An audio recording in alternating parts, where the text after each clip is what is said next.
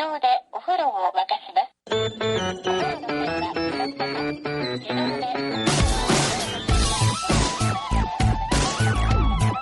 Hello and welcome to another episode of No Such Thing as a Fish, a weekly podcast coming to you from the QI offices in Covent Garden. My name is Dan Schreiber. I am sitting here with Andy Murray, Anna Chazinski, and James Harkin. And once again, we have gathered around the microphones with our 4 favorite facts from the last 7 days. And in no particular order, here we go. Starting with you, Andrew Hunter Murray. My fact is that farmers in Botswana have started painting eyes on their cows' bottoms to stop lions from attacking them. So good. We don't need anything more. Yeah, right. Time for fact number 2. Does it work, Andy? Well, this is the really interesting thing. This is in the trial stages at the moment. So it's by a British conservation biologist called Neil Jordan. He works in Australia and Botswana. So we're in Botswana here. And he wanted to trick lions into thinking that they've been spotted when they're sneaking up on a cow. Or when they're so he's been working in the Okavango Delta, and he did a trial last year where 23 cows had eyes painted on their bottoms. They all survived, and in the rest of the herd there were 39 cows which were not painted, and of those cows 3 were eaten by lions. So it's a very small sample size. So he is literally, I wrote to him and said, Can you paint some eyes on my bottom, please? and he, this coming Monday, in a few days, is going to Botswana again. He's going to try a larger sample group. And the idea is that it's a very cheap way of stopping a herd being eaten. So the cost of painting a herd for a year is much less than the value of one cow being eaten. It's not cheap if the cows value their self-respect, though, is it? No. It's probably a very expensive social sacrifice. They look like elephants, actually, because of their tails sticking out between the eyes. I'm going to put up a photo on my Twitter feed, Andrew Hunter M, and you can see what they look like. They should teach them to reverse as well. Have they taught them to walk backwards to make it really realistic? You know, they did the same thing to people for the same reason. Yeah. So in 1989, I found this in an old edition of the New York Times. In 1989, thousands of face masks were issued by the Forestry Reserve in India to a bunch of people who were living near the Ganges, where tigers kept killing people, and the face masks were to wear on the back of their heads.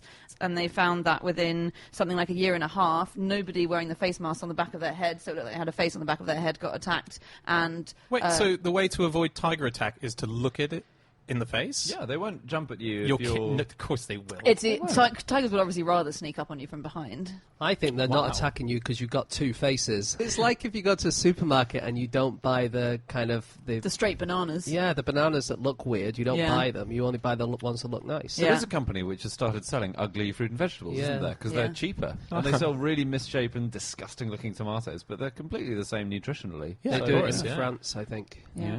And they just had a new rule in France to say that supermarkets have to give any food which is about to go past its sell-by date to homeless people. That's so good. Yeah, a lot of them did it anyway, but the laws come in now to say they have to. Can't believe we don't all do that. It seems so obvious. Speaking of cows' bums, very quickly, have you guys heard of, I hadn't heard of this, so I apologize if this is very well known, but have you heard of cow blowing? The idea is that they want to induce more milk from the cow, so what they do is they lift up the tail and they blow into its butt. No. Yes. Yeah, or vagina. So it's one of the two. There's always a common thing, isn't there, where people say, milking a cow, who was the first person to ever think of that? Like, that must be one sick individual. But then I would say it's an even sicker individual who first blows into a cow's vagina and then think, wow, they gave me even more milk. I agree. I know. But, like, weirdly, it is done. And Gandhi supposedly didn't drink milk because he hated this process. So he was like, if you're going to blow cows, I'm not going to get involved. That's one of his famous quotes. Actually, it's attributed to him. But I think it might have been Churchill. There is an actual quote, just for the sake of saying it. Since I had come to know that the cow and the buffalo was subjected to the process of Fuka, it's called Phooka. Of course it is. This is all made up. I had conceived a strong disgust for milk. So it's called cow blowing. And wait, do you just have to get in there? No, they sometimes do it with a tube, or they sometimes with a tube. I should have you should watch YouTube videos. They're amazing. It's Sorry, quite Gary, common we've forgotten the tube today again. So, oh no, Gary, that's the wrong end of the tube. Oh, Gary. No, Gary, you're meant to blow.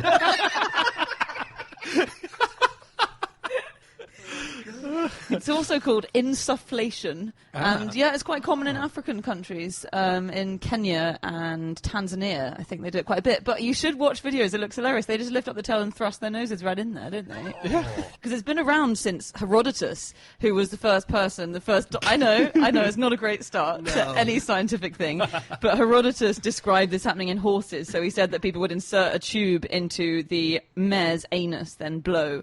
And while Not the mayor. Not the mayor. Oh, yay!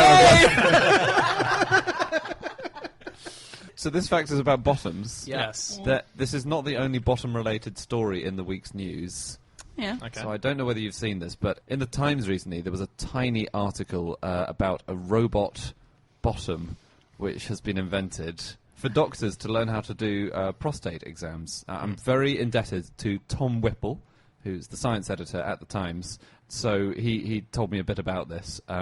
It has prosthetic buttocks and an adjustable rectum. The really exciting thing is what this is designed to replace.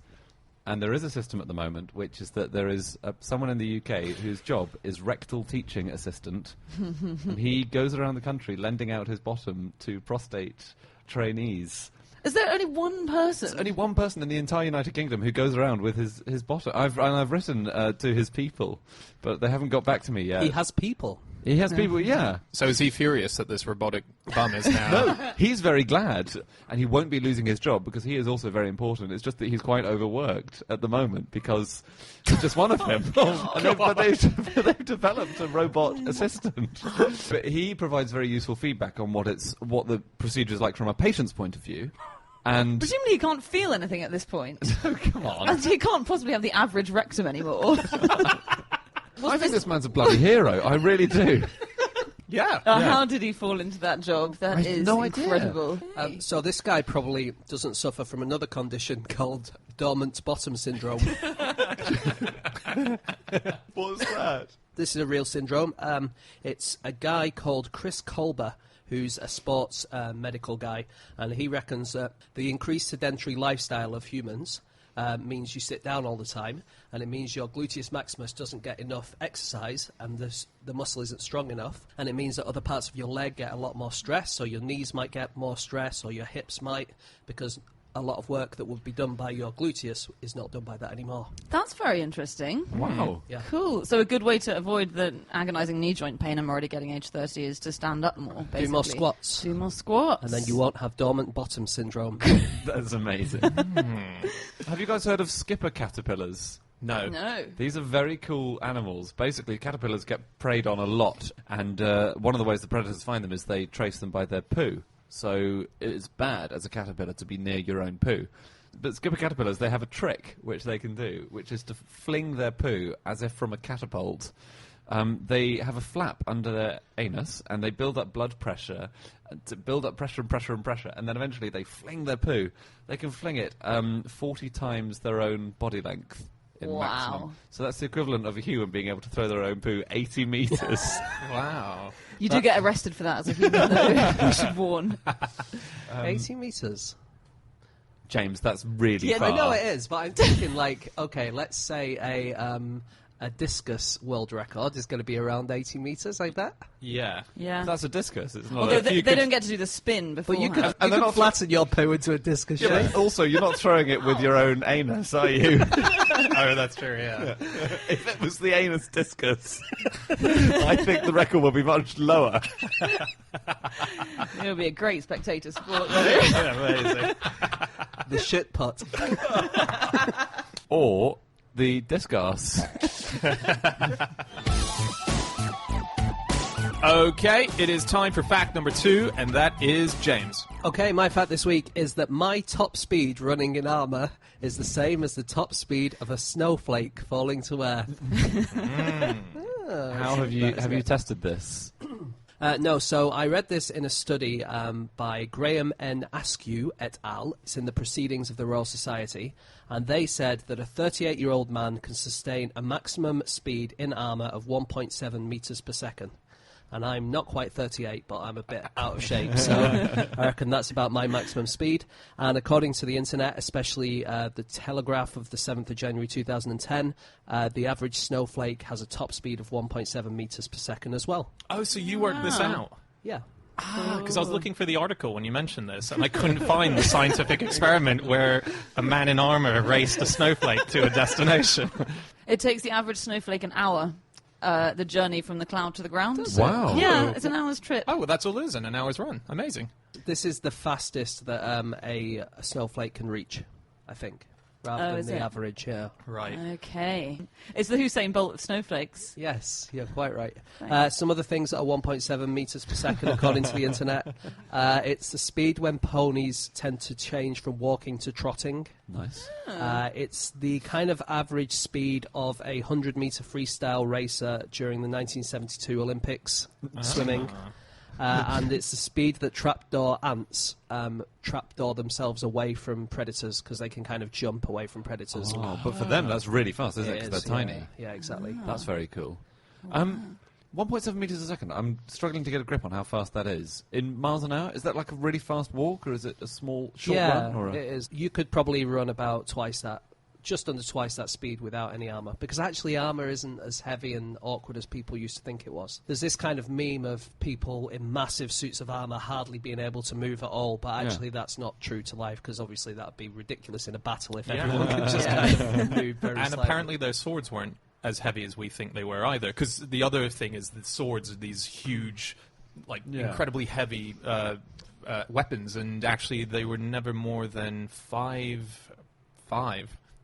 Never more than 5. I mean, that's quite I'm light. going to say, I thought 5 was quite heavy, actually. Oh, I've been working out. This is interesting because there was a study in 2011 which put knights on a treadmill, or put people in suits of armour on a treadmill, and they got tired. They thought the one problem was that you're wearing a back plate and a breastplate, and basically you can't take a huge breath in. You can only take small, shallow breaths, which means that you do get quite tired quite quickly because you can't get enough oxygen to your muscles. So this new study seems to completely contradict that one. I'm not So- sure. I mean, you say they got tired. Did they put them on the treadmill at high speed for 8 hours? Because we need to qualify at what point they got tired on the treadmill. They Sorry, ran for 23. They found it used twice as much energy as doing the same thing without armor in this previous experiment. Well, actually, this experiment as well, they're saying, yes, definitely it takes more energy and it's harder to walk at any speed in armour. But actually, it's just not as much as you think. Right. Well, okay, so here's the thing. You know they have actual jousts these days. I mean, there are genuine competitions which take place. So there's one woman called Nikki Willis, but she jousts as... it's Saint Wretham, because she's from Streatham. Well, she says she's of Saint Wretham, so she's brilliant. And she has just taken part last month in the first ever competitive joust between a man and a woman. Oh, great. And I didn't know this about jousting. Do you know what you get points for? I think it's where you hit them on the body, isn't it? Exactly, it's not knocking Like a someone else darts off. board. It's like a dartboard, yeah. Ah. And it's the article I read said it was a pre-arranged thing, as though you have to like in pool where you name the pocket you're going to sink in. You say, right, I'm going to hit him on the shoulder or whatever. Okay. I'm not sure whether it's that or whether it is just like a dartboard where you get most points for hitting them in the helmet. I thought in the olden days it was like treble 20 would be your helmet. If you got them on that thin line where the eyes are. Jousting didn't really exist in medieval times. It was the melee that was the big sport that they do, and the melee was lots of people galloping towards each other, and a bit of a sideline at these big melee festivals would be the joust, which no one really watched and no one cared about. And then as these ideas of chivalry and this one knight ruling above everyone and attracting the best women and stuff came into the fore in Tudor times, then the joust became the centrepiece of these tournaments. I remember reading about the melee, wasn't it? That I read about one where it was like the French and the English were all taking part, and then the French kind of cheated, or the English cheated. The English cheated, but they copied the French. So the English cheated by saying they weren't going to get involved in a melee. I think this was in the 15th They kind of century. stood on the side and went, "Oh, you guys carry on." Yeah. And then as soon as everyone else was tired and lost all their fingers and stuff, they kind of ran in. Yeah, there were several nations fighting. I think that was it, and the English just sort of hung around on the edge. Maybe we should have done that in the Euros. Just sat out the first few rounds and Instead then of the rocked last up. few rounds. Did it the wrong way round, guys. Do you know what? So this is a cool thing. The whole medieval thing got kick-started in the 19th century. Did they have Kickstarter back then? yeah. No, it was in 1839. There was a thing called the Eglinton Tournament, and it was this quite eccentric lord called Lord Eglinton who just said, I'm going to revive the idea of chivalry. We've been going without it for too long. And he hosted this massive medieval tournament, but it was in Scotland, unfortunately, which meant that it was a total washout. Like, huge rains, huge storms, huge winds, and the whole thing was a disaster. And the tilting yard had this huge roof, there were huge crowds, and then it started leaking, and basically the crowds did not come back on the second day. But he just had paintings done, which made it look amazing. And then everyone else said, oh, well, this is great, we should do this. So, and everyone looked at those and went, oh, do you remember the great tournament of 1836 or whatever? Exactly. And, Yeah. Oh, cool. Yeah. You know, there are quite a lot of paintings of female jousters and knights in armour. Because you were mentioning one earlier, and you think of women as not having been really involved in that, but there are a few female knights in history. So I can only think of Joan of Arc. There's Joan of Arc. I but can there think are, of that lady in Game of Thrones. There was obviously her. I think Brienne she of was. Tarth. Brienne of Tarth. Yes. Yeah, 14th, 15th century, Brienne of Tarth, whatever. There was a noblewoman called the Countess Jeanne de Penthièvre. But there are quite a few medieval depictions of women in armour jousting and stuff, but it was thought to be improper to show them with something as phallic as a joust. And so they'd show them in jousting tournaments carrying a distaff, which is one of those needles that you wrap wool round when you're sewing. You would think that instead of painting the joust, they paint like a vagina or something. Yeah. Just a I big... thought you were going to come up with a weapon that looks like a vagina. I couldn't think of any. If I could have thought of one, I would have said it. I know. There aren't, are there? No. It's harder because longer and pointier things is what is traditionally used in battles. Yeah. A bear trap? That's pretty messed up, Ben. Don't blow into that vagina.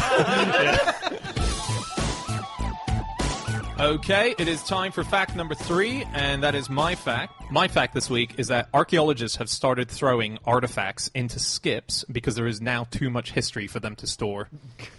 There's too much history. They're finding too many bits of history, and all of their back rooms are getting clogged up, and they don't know what to do with them. It costs too much to store them, so they just have to throw them away. So what happens is you put it all in a landfill, and then in another 1,000 years, they come to this landfill with loads of different times of history. Yeah. They'll have some Victorian stuff, some Roman stuff, and they'll think, wow, all these people lived together Yes. with TVs and... Time travel happened. They cracked it. This is one meeting point where they all... Guys, we're screwing with the future. This is terrible. So- We so- need to leave notes in landfill saying this did not all come at once. It's really interesting because they're being told lots of local community archaeology groups find things, they take them to museums, but because of lots of funding cuts, the museums then say, we have no storage, and then I think they have to give them back to the people who own the land it was found on. Yes. And those guys who own the land might just keep them in their house, and if they die or move, then their inheritors or the next people might think, well, this is rubbish, and throw it away. Yeah, and the museums have to charge. It's like taking out a PO box, as it were, for mail to be delivered to from somewhere that's not your house. It's you pay for a box if you want something to be put in a museum, and that can range between £20 and £600. So you're effectively saying, I'd like to donate this bit of history to you guys, but then I now need to pay to have it stored as well, and people can't afford that. So just things are being thrown away. Oh, it's terrible. And it doesn't sound like people are finding, full statues of Cleopatra and chucking them away. I think it's obviously shards of pottery that do have amazing, inscriptions on them and so on, but they have lots of examples of it, so there'll be... There was an excellent article on Cracked, and I love it when Cracked does articles written by someone with this job, but there was this article on Cracked by an archaeologist called Hadass Levine, and she's an Israeli archaeologist, and she said they throw away about 65% of what they find, and the bits of pottery, the only bits of pottery that are useful are the bottom and the top, because it's only at the lip and the base that you can really date it, and all the stuff in between you just chuck it straight back, unless it's got some really cool thing like an engraving of a penis on it, and then obviously you keep it because we love that. They're very similar to us in that way. But remember, Andy, you ages ago were telling me about the fact that there was a new train system that was being built, and as they were digging, this was in Istanbul, I think, and as they were looking, there was just too much history. Rome.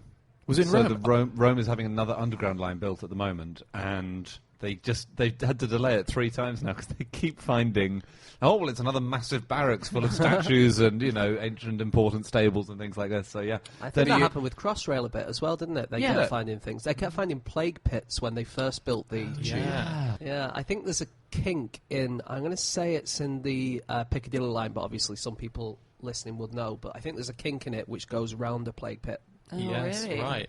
That must be a classic problem of anyone building Well, underground yeah. rail. And I think if we mentioned before that with HS2 there was an archaeologist shortage. And there still is. Yeah. If you're listening to this and you're wondering what to do with your life, become an archaeologist. Do Or it. go around letting people put their finger up your bum. So there's a shortage in that too.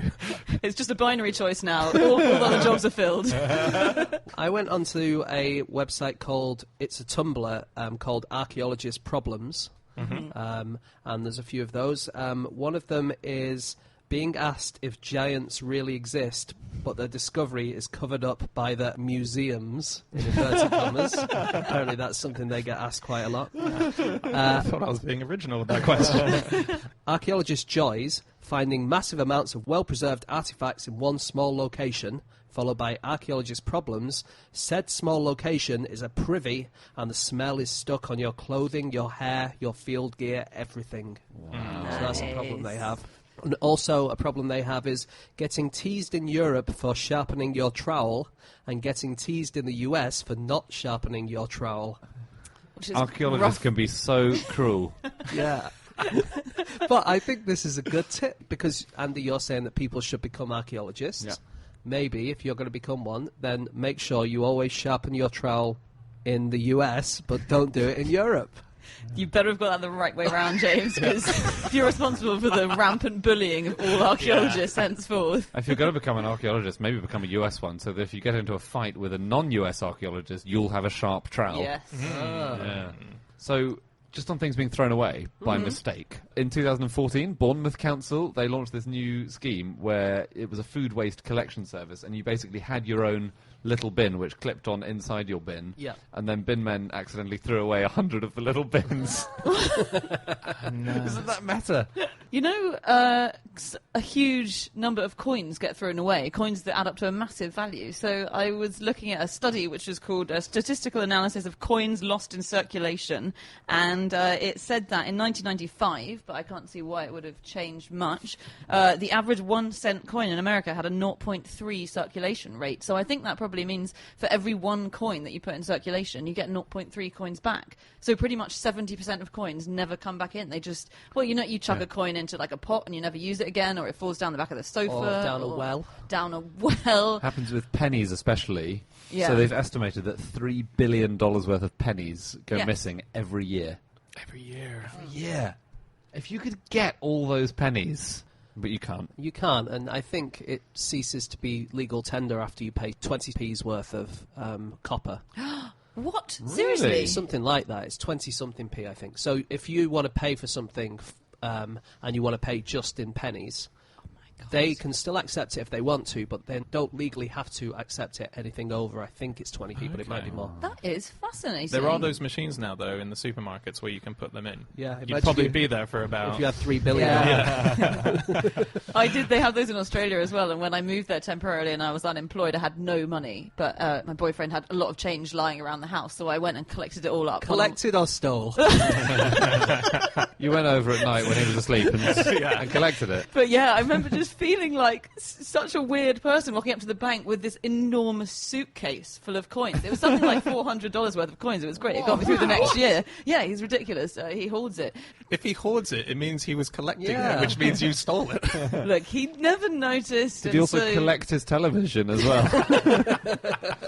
One American bloke, he walked around the town he lived in, and he would go on long walks every day. And whenever he passed by a car wash, he would just feel in the change slot in the vacuum machine. You know, you pay a few coins and you get to use the vacuum machine to hoover the inside of your car. He made an average of $5.60 per trip, and over a decade he made $21,000 Wow. just from that. It's actually still not enough to live on, is it? Nope. It's a really nice bonus. But Yeah. I'm also thinking he could be using his skills for better use, because what he's doing is he's putting his finger into a small hole and feeling around. There must be another job that he can do. I think so. I can't think of anything. Okay, it's time for our final fact of the show, and that is Anna Jasinski. Yeah, my fact is that restaurants in 1950s Vietnam punched holes in their soup spoons to stop people stealing them. It's amazing. Great. So weird. So I read this in an excerpt from this cookbook called The Faux Cookbook by Andrea Nguyen.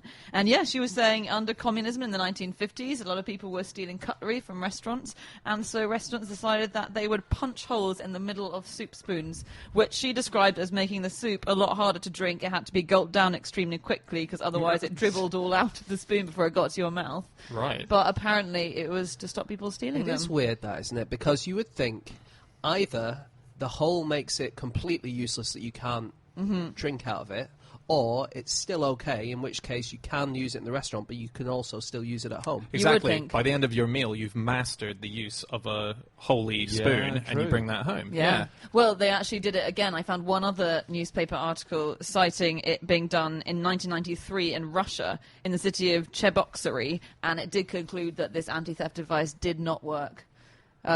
So this was saying that the anti-theft idea in this place was to put holes in the spoons, and then diners at the cafe were instructed to ball up pieces of bread that came with their meal in order to plug up the hole in the That's spoon. a great idea. It's amazing how much stuff gets stolen from restaurants. I didn't realise this. Jamie Oliver said he lost 30,000 napkins. Oh, I don't know whether it was a month or a year now. Oh, yeah. But it was some vast number. His napkins have got like branded Jamie Oliver on them or something, don't they? It Yeah. says Jamie Oliver on them, I think. Have we mentioned the Virgin thing before? On Virgin, He's got children, Dan. I don't think we can make this allegation stick. he's a virgin. No, Virgin Airlines had a similar problem years ago. They had these little plain salt and pepper shakers, and people kept stealing them because they just looked so cool. And so they thought, rather than combating it by stopping production of it or trying to work out how to stop people from stealing it, they ended up just having a little embossed thing at the bottom saying pinched from Virgin Airways, and it became a huge marketing tool. Everyone loved the idea, so they were encouraging people to steal them. Yes. This is like Oaxaca had an amnesty on stolen spoons recently, actually, because I think Oaxaca spoons are also quite distinct. I think they're big and round and They're plastic. like plastic, aren't they? Yes, and colourful. Yeah. So they had an amnesty where they said if you return stolen spoons, then we'll give you free food. And there were posters up which said, sure, they're irresistibly bright, and some say ergonomically perfect. True, there's no finer ladle for your last mouthful. But please, can we have them back? The state parliament in Russia, the Duma, they had a lot of problems with people stealing cutlery. In 2004, at least, they did. They were losing 30 to 40 spoons and 15 forks a week. So they're losing that much per week. And there was a guy, an MP called Sergei Glotov, and he thought that basically because they didn't have a gift shop, whenever anyone came, they just thought, oh, well, I'm going to have to take something, so I'm going to take some cutlery instead. Right. When I went to Russia, ложка, which is spoon, is one of the few words that I learned, and people kept, over the course of the week, nicking me spoons from around the place. Because you just kept saying ложка, ложка. Yeah, I kept on saying ложка, and then people found it very amusing, and they gave me, I came back with about half a dozen spoons. Wow. Ложки, meaning spoons, Right. is also a musical instrument, I think. The spoons, yeah. Yeah, it's like the spoons, but they're like decorated and they're big. Cool. And I have some at home. Nice. Ложки. You should have gone around Russia saying the words, learn the words for slightly more valuable, exciting Yeah, things. I Like should've. started saying diamond. I know. Dengue. Should have learned that. Yeah, so disappearing spoons seems to be a major thing, to the extent that the British Medical Journal in 2005 published a report called The Case of the Disappearing Teaspoons, Longitudinal Cohort Study of the Displacement of Teaspoons in an Australian Research Institute. And it was a study where they investigated the lifespan of a teaspoon and how soon it would be stolen, and they worked out that the half-life of teaspoons was 81 days. If you wanted to have an institute-wide population of 70 teaspoons in this research institute, you would need to buy 250 teaspoons in 1 year. And their conclusion was that the loss of workplace teaspoons is rapid, showing that their availability, and hence office culture in general, is constantly threatened. We suggest that the development of effective control measures against the loss of teaspoons should be a priority on national research agendas. Wow. It's forks in this office, isn't it? Yeah, it is. We need to get them to do another study on Yeah, this remember when office. you guys accused me of throwing away all our cutlery. I still think you might have accidentally thrown them away. I didn't do That's it. right. And As I if think they were an archaeological find. and I'm an Australian, so this is matching up with this report that Yeah. you just read. It is very odd, though. So like little things like coasters. The prime example is biros. Like biros just go. Douglas Adams has this whole riff about, they squirrel themselves away through space-time to their own dimension. But it is bizarre. I frequently put 3 biros in my bag, and I end the day and I've got none. Yeah. Where are they? They're in my bag. So. And I was collecting them. I think it's basically anything that's low value, right? So if it's Yeah. low value, you don't really care about it, so it just goes missing. Whereas if you had a really nice pen, then you probably would never lose it. I was looking into other kinds of spoons that we've had throughout the years. My favourite spoon so far, one I've not heard of, ear spoons. Have you heard of ear spoons? That's so cool. Historical artifact. It's for getting wax out of your ears, Yeah, right? pre the Q-tip, you'd have a spoon with a long handle, and you'd shove it down your ear, and you'd try and dislodge the wax inside, gross. and come out with a nice spoonful of I think wax. I have one. Do you? I think so. Well, you haven't been using it enough, James, by the looks of it. Sorry? It went in a few years ago. In the E-series of QI, we found out about these things, and you okay. can buy them readily online. And I think, haven't seen it for years, so maybe I haven't got it still, but I thought I bought one with a light on it, so you can kind of go into the ears and kind Wait, of but look you at... can't No, I know. see your own. I do Hang on. see the problem with that. But I think it's for other people if you're kind of digging So wax if the out light, of other if people's. the light comes out of your eyes, there's no wax in your ear.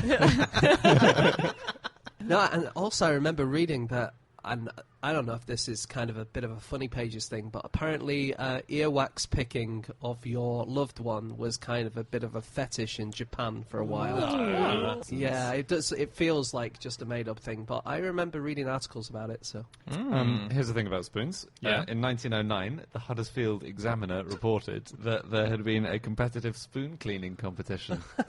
Pretty cool. That is such a good way to get everyone to do the town's washing up. Do you know what the first ever spoons were? Do you know what they were made from? Oh, wood? They were made of shells tied onto sticks. says who?